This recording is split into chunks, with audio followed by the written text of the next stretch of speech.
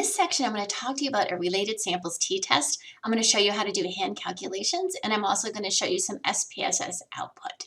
My name is Professor Wong. So what I have here, let's start with some data. In a related samples t-test, sometimes it's also called a repeated measures t-test. What I have for each person is I have two scores. So if you look here, I have person A through H, and for each person I have a pre-test score and a post-test score. The pre-test scores I've just labeled X1, the post-test score is X2.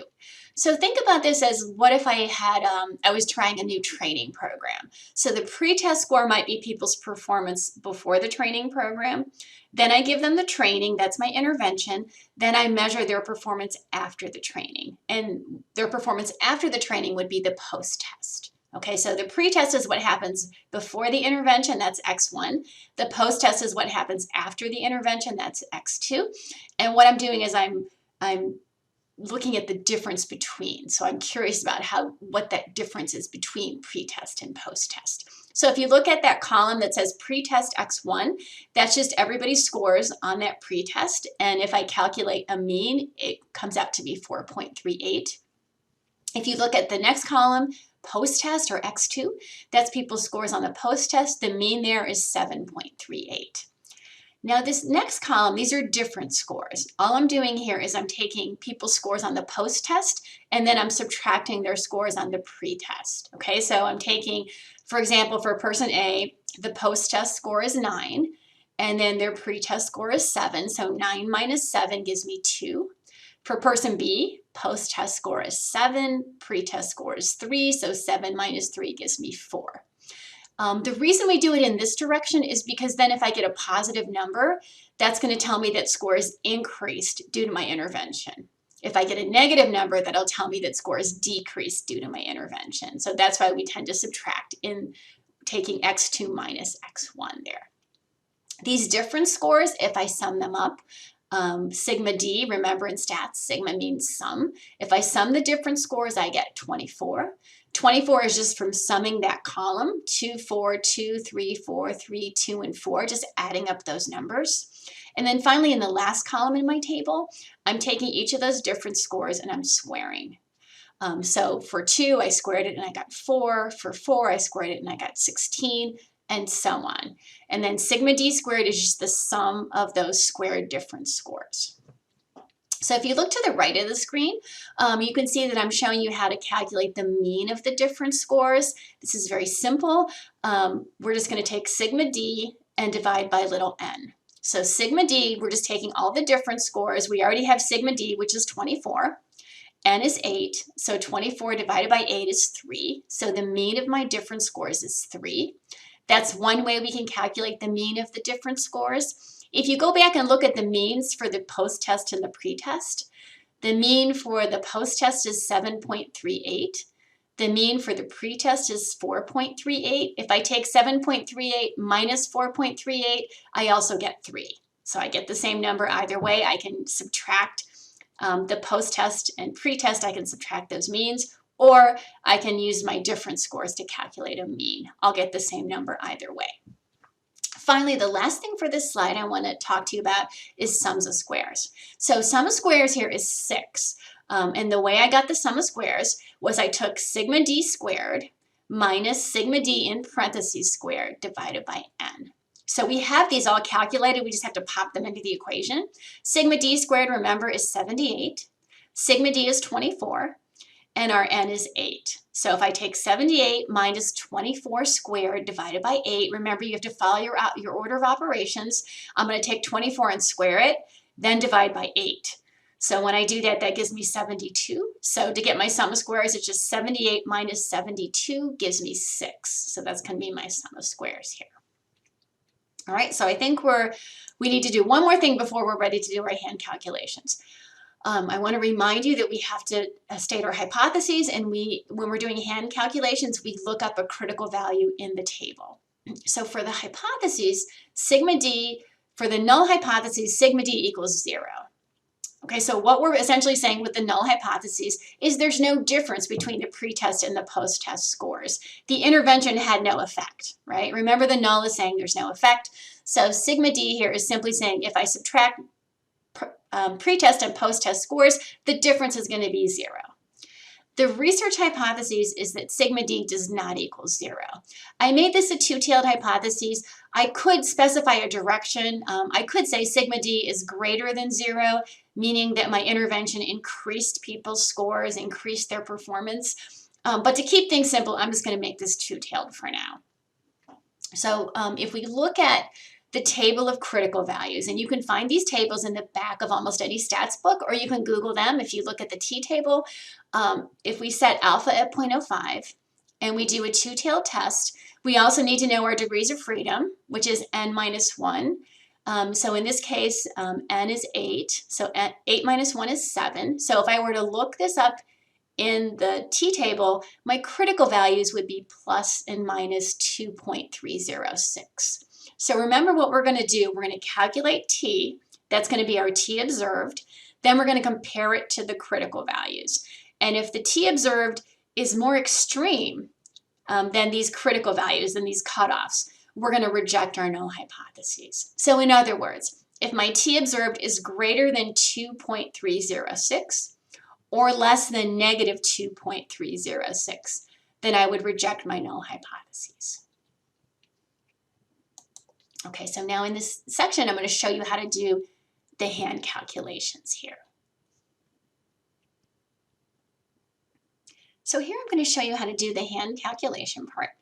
The first thing that we're going to do when we calculate this t is before we can calculate the t, we have to determine our variance and our standard error of the mean. So to calculate the variance, remember we're going to take sum of squares divided by n minus 1. All right, so our sum of squares, we just talked about how that was 6. On the previous slide, I'd shown you how sum of squares is 6. And remember, our degrees of freedom, n minus 1 is 7. So 6 divided by 7 is going to give us 0.86. Okay, 0.86 is our variance. We're going to use the variance to calculate the standard error of the difference between these D scores. So to do this, we're just taking the variance divided by n, and we take the square root of that whole thing. All right, so now we just plug this in. 0.86 is the variance. 8 is n. We'll take the square root. So if I take 0.86 and I divide it by 8, I get 0.11. And then I have to take the square root of that, which is 0.33. Okay, so that's going to be the bottom part of my t statistic. That's my standard error. So finally, we get to our t. The formula for t here is just the mean of the difference scores divided by the standard error of the mean of those difference scores. So the mean of the difference scores, we had calculated that already, is 3. Our standard error of the mean is 0.33. So when I take 3 divided by 0.33, that gives me 9.09. So this is my t observed. Okay, so this is my statistic, my t observed. That's what we were, that's the ultimate what we were trying to get to when we started these calculations. And then what I want to show you, remember our critical value. Remember we looked up our critical values in the table.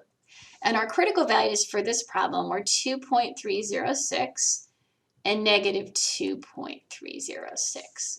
So what's happening here is I'm going to shade in these tails, and anything in these tail areas, if I get a statistic in those tail areas, then I'm going to reject my null hypotheses. Okay, so 9.09, that's way out here. It is in this tail area. Remember what I said before, if we get a number that's bigger than 2.306, if our statistic is bigger than that, we reject our null hypotheses. 9.09 is bigger than 2.306. So what we're going to do is we're going to reject the null. And so what this tells us, when we reject the null hypotheses, it's saying that our results are unlikely to be due to sampling error. They're unlikely to be due to chance. That in fact, we think that our results, what we got, the difference between those means is because of our intervention, that the treatment that we did we think that's the reason that we have this difference between means. We don't think it's due to sampling error.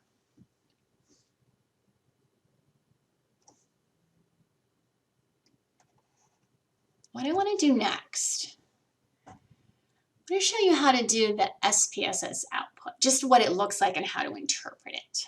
So what we have here, I used the exact same data. I entered it into SPSS, and you can see that the means, you can see at the upper left, that box in the upper left, it's showing you the basic descriptive statistics. It's showing me that the mean is 7.375 for the post-test, and for the pre-test, it's 4.375, so that's what we calculated by hand. You can also, if you look down to the main area where it says paired samples t-test, you can see that t is 9.165, degrees of freedom are 7, and you can see that the significance is 0.000. So the significance level, remember how we interpret this.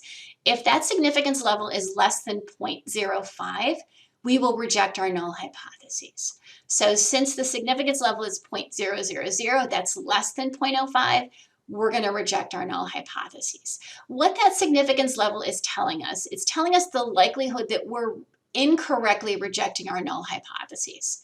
And this is such a small, minuscule likelihood that we can reject our null hypotheses because it's very, very unlikely that we're going to reject it incorrectly based on that significance level.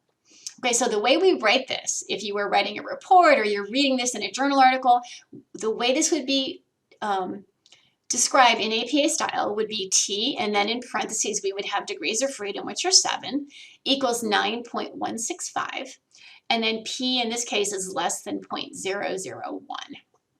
When you see a statistic reported where P is less than 0.05, or in this case less than 0.001, which is smaller than 0.05, you know that you have a statistically significant result. So we can say that, yes, there's a statistically significant difference between the pre-test and the post-test scores in this situation. So in this lecture, I wanted to give you a quick introduction to how to calculate related sample t-tests and how to look at SPS output for those. Thank you.